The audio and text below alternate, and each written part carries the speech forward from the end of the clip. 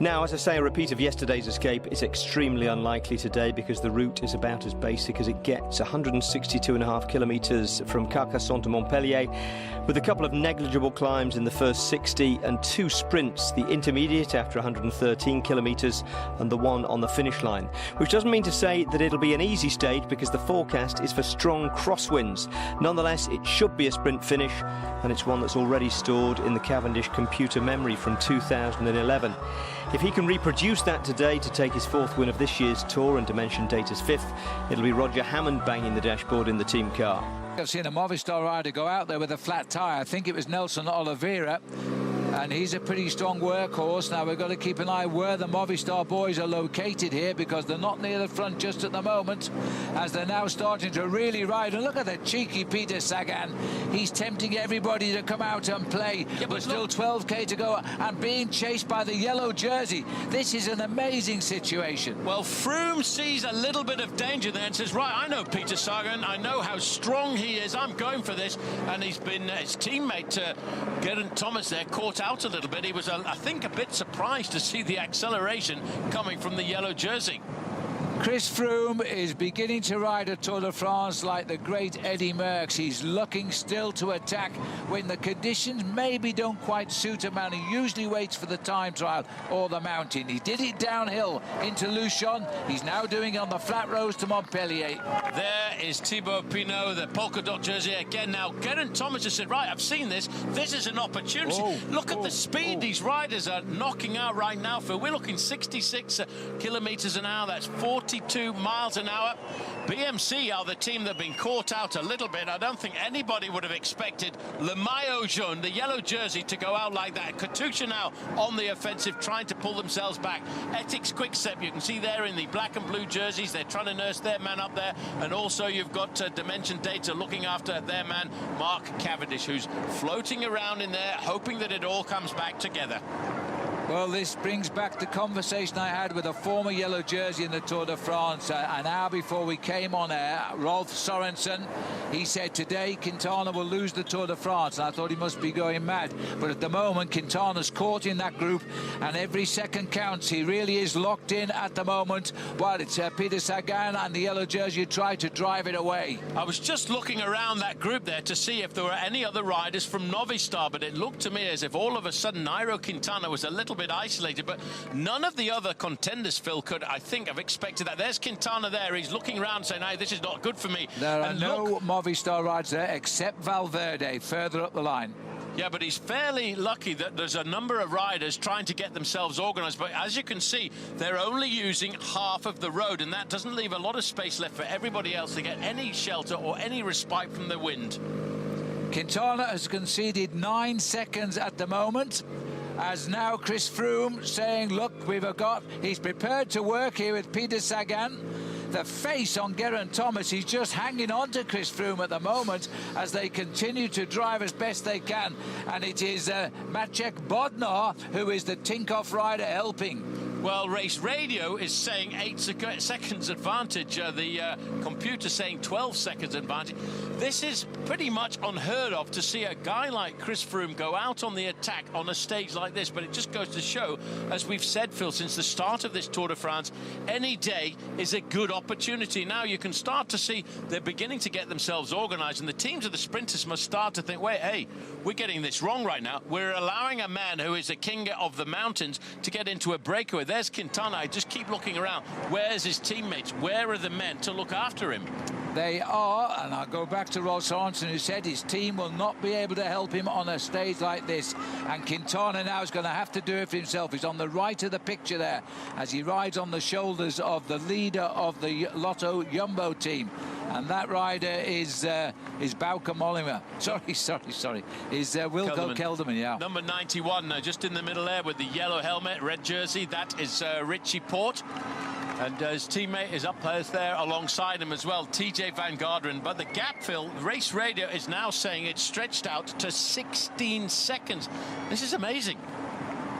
It should have been anticipated, I think, but it hasn't been so far. But the gaps are there. Adam Yates is also in a spot of bother. He's caught back with Dan Martin as well as Rodriguez. Even further back, it's time gain across the board for favourites if they push this one home.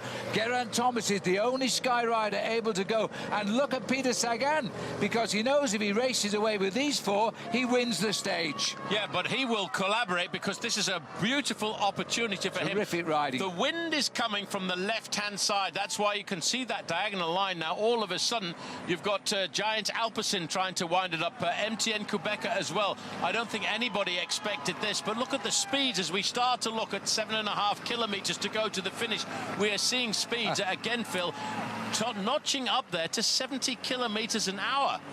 This is the Tour de France of the old days. Oh, Cavendish. Now, Cavendish here, number 101. I'm not too sure what he's looking at. He's trying to get something, but has he got a problem? I know. He's coming back into what seems to be the peloton now. Ethics look a little bit all at sea. There's no lead out for Ethics now. They're just throwing a rider on the front. Dylan Groenewegen is here as well, the champion of Holland. They're caught off guard by the strongmen of the Tour. Well, there's some extremely powerful riders. There's a little problem. Mark Cavendish, according to Race Radio, is at the back having a quick chat with the neutral service vehicle. But at the moment, Phil, the fact is that his own team car will not be behind him. There are so many riders drop back. 4 riders, Bodnar, the helper for Sagan, Thomas, the helper for Froome. Those 4 riders, the gaps are prizing open, 17 seconds to the peloton. They are now swinging, Phil, slightly towards the left-hand side. So what's going to happen now is they're actually going to move a little bit into a headwind for the moment. But Froome sees this as an amazing opportunity. Froome is willing to work. He's doubled his overall lead already on all of the riders behind him in the overall classification on a day before we get to Mont Ventoux. But this is such an incredible tactical situation to be in. 2 riders from Tinkoff and 2 riders from Team Sky.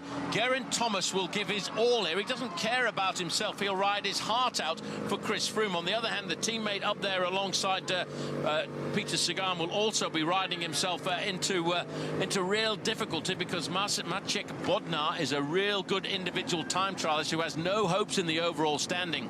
Meanwhile, a little bit further back, you can see Quintana still moving around. He's got a teammate up there with him now, Richie Porte, number 91. Adam Yates is not far away in the white jersey, but they're just hovering, hoping to stay in contact, but the gap continues to extend 23 seconds. Yates, Quintana, Martin are more or less together at 23 seconds. Rodriguez has been split off the back, and Mark Cavendish has got serious problems here. And whatever's wrong with his bike, it's the end of the day for Mark because the race is running away from him.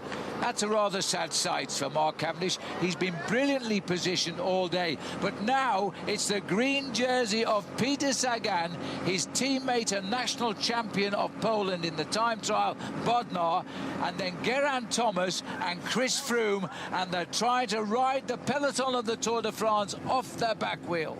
Absolutely amazing. Well, they're panicking in this group now. They're trying to get themselves organised. You've got 2 of the teams of the big sprinters, Ethics Quickstep and Katusha, trying to get some organisation going, but they've been caught on the back foot. Nobody expected a move like this in the crosswinds down towards the end. And if you want to see a world champion at work, well, turn your TV on right now and have a look at the man in the green jersey, because Peter Sagan really is an amazing character. He will attack any which way he wants to. He'll attack in the mountains, he'll attack on the flat stages, he'll even attack in the crosswinds. Jens Voigt, what do you think of it now, Jens? Like the other attack he did the other day, I'm just blown away by this smartness and how daring they actually raced this year. It's all about marginal games. Maybe Chris Froome doesn't think he can gain 2 minutes tomorrow, so he's thinking, I'm taking 30 seconds today. And he will surely finish second in the stage, so that means he's going to get another 6 bonus seconds. He's close to 30 seconds advantage, which then gives him almost a minute to Nairo Quintana. And I want to see how Nairo want to take that back tomorrow. Brilliant move. It's very daring, but it looks like it's paying off. Awesome. Yeah, but Jensi, just one thing though, you know, the speed of the peloton in the final few kilometers like this, do you think the 4 men, even though they have got big pedigrees under their names, do you think they can hold off the sprinters? I would think so. It's tailwind for all of them now, so they all go like super fast. And, well, the 4 guys in the front, they need to rely on the fact that the peloton is maybe not getting perfectly organized. In the moment, it looks like several teams chasing. Team Katyusha, Team Quickstep, of course, want to bring it back for a bunch sprint. So, yes, it's not safe yet. Well, at the moment, Jens, the leaders are travelling 4 kilometres an hour faster than the boys who are chasing them. And that should say it all at the moment. The gap is growing, 23 seconds now. There should be a panic now. Running down now, there's no more obstacles. This is a sprinter's approach to the finishing line in Montpellier. But we're seeing a Tour de France like we haven't seen since what I'll always call the good old days. The race leaders attacking the peloton when you don't expect them to do it. Well, I just keep thinking, Phil, about all of the people who complained about Chris Froome, saying this man is like a robot. He's too programmed. He rides the same way all of the time. This is a group that's being left behind. Well, wow. This is taking the handbook of tactics, throwing it out of the window. There's no looking at time readouts now. There's no looking at wattages. There's only 3 kilometers to go, riding with your gut and your instinct. Chris Froome and Peter Sagan, wearing the leaders' jerseys of the 2 major competitions in the Tour de France, are 2.8 kilometres from the finish, and they're riding together. Now, Froome will lose the sprint to Peter Sagan. That's not the point. Time wins the Tour de France, and Froome is nailing his colours to the mast now. Well, there are 3 time bonuses available, and there are 4 riders in that leading group. 10 seconds, 6 seconds, and 4 seconds available once they cross the finishing line. I don't think Chris Froome is going to beat the man in that green jersey, because Peter Sagan is the fastest man in the group, but he could very well hold on to second place and get himself a 6-second time bonus. But what does this do psychologically to Nairo Quintana, to Richie Porte, to TJ Van Garderen? Talk about a smack in the face for those guys. This is psychologically superb. Time will tell, but Rolf Sorensen said today Quintana will lose the Tour de France, and it might well prove to be the case in hindsight, because these seconds, the way Froome is riding, are going to hurt the Colombian rider. Froome's totally changed his approach to this year's race. The peloton behind are racing for 5th place. That wasn't meant to be that way for the sprinters today. Well, the 4 leaders, Phil, by the way, have just gone through the banner indicating 2 kilometers to go to the finish. And the fact is, you know, 2 riders from the same team on each breakaway group there means that they're never going to hold something back. You know you're in a tactically superb position. Geraint Thomas isn't thinking about winning the stage here this afternoon. He's thinking about gaining time for Chris Froome. The other rider in there as well, Bodnar, as they go to 1 kilometer to go, is just thinking about Peter Sagan, who flicks his wrist there to say, come on, let's keep riding all the way up to the line. It is all about time. Every second counts. Froome will race to the line. He won't mind when Sagan overtakes him to win. Historically, his 6th stage in the Tour de France and his 7th this time, because Bodnar will also drop out. All they want is the 2 leaders to get up there. Now, Geraint Thomas, who's been hanging on, is now finding the strength to take his yellow jersey up towards the finishing line. Now Froome opens it up. It'll be a short second place here, because Sagan will pop out and take the win and increase his lead into what will probably be a green jersey winning lead. They check over the shoulder. These are wise men. The peloton is closing. There's still a lot of daylight. There are 200, 300 meters to go. Bodnar taking his sprinter to the line now. Froome, boy, this is hurting Chris Froome to hold on to the wheel of Peter Sagan, but he's gone for the line. Froome has gone onto the shoulder. Sagan saw him coming, and Sagan will end the day as the winner, followed by Chris Froome, same time. Well, absolutely amazing. They've closed it right in about 5 seconds, maybe 6. Yeah, but Phil, an extra 6 seconds time bonus there. Yep. The 6-second time bonus will give an 11-second gain on the day for Chris Froome. And just tell me one thing.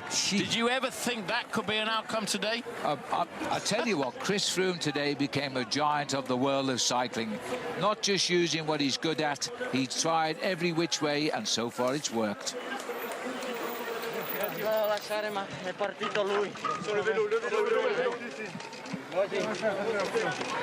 Well, there you have the winner of the stage, and look at the damage that those final few kilometers have done here this afternoon, because that is some serious damage done in the flattest stage so far in the crosswinds.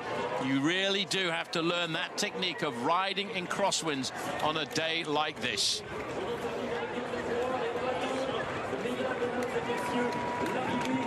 Well, that was audacious, I have to say, as we see the gaps coming. A minute and 9 seconds lost there. Marcel Seeberger coming across the line in a day that we expected it to be for the sprinters. It was all about being attentive, all about being in, I mean, a look at the speed. So far, the fastest stage was 45 kilometers to Michael Matthews. It is now the average speed of today's stage, 47 kilometers, and now a stage victory number 2 for Mr. Sagan. Brilliant ride by Peter Sagan, having his teammate up alongside him, Bodnar, and Chris Froome looks back to say, well, there we go, a few more seconds grabbed here and there, but more importantly, a few more seconds over all of the other contenders in the overall race of the Tour de France. But the day belongs to the man in green, the world champion, Peter Sagan, and now really dramatically extending his lead in that green jersey points competition. Well, the best way to chase down a break involving the green and yellow jersey with a teammate each is not to let it go in the first place.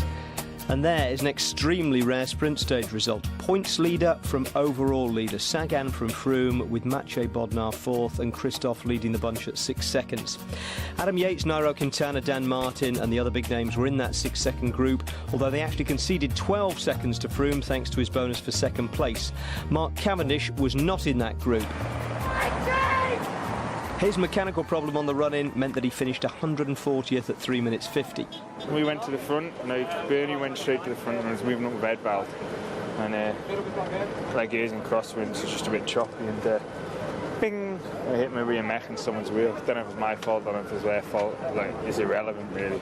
And actually his problems were irrelevant to the result overall, because once they went there was no pulling back Froome and Sagan, so the chance of stage win number 4 was gone, gear trouble or not.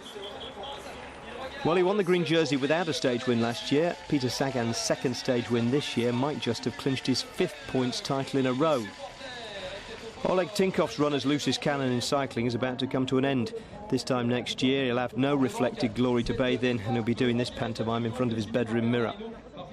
Peter, congratulations. You started that move with about 12 kilometres to go, and for once people were working with you instead of sitting on your wheel, so that must have been a nice change for you. It was very nice change. It was like unbelievable attack and unbelievable situation, because today was very crazy day, a lot of crashes and the strong wind, and everybody was expect maybe to split the group much before. But you know, last 12 kilometers was decisive for everybody, and it was like it's happened like from nothing, you know. Like there was always like all the group, and then in just one moment everybody in the line, and okay, we go. And Chris Froome just follow with us, and yeah, we was working together very strong. I am happy for that, and thank you to Mathieu Bodnar and Sky team, because yeah, they helped me a lot also, and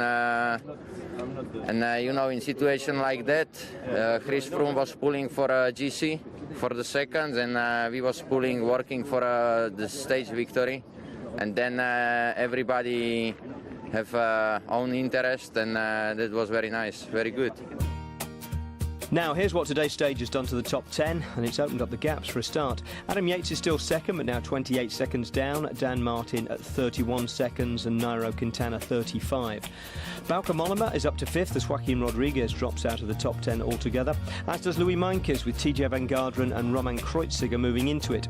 Rodriguez and Meintjes are now 12th and 13th, having come in a group a minute and 9 seconds behind Froome.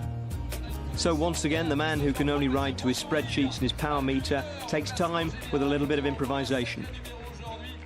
Chris, congratulations. 12 more very important seconds, and you are alive to every opportunity at this Tour de France. Yeah, definitely. I mean, we really are looking for every opportunity, and I think the team had just ridden so well today. It kept me at the front all day. So when I saw Peter Sagan going there in the last 10, 12 Ks, I thought, you know what, I've got nothing to lose here. Let me go after him and just see where this goes. And Geraint Thomas came with us, and the four of us worked really well together to try and obviously it was in all our interest to. Peter wanted the stage, and we wanted to try and get a bit of time on the GC guys.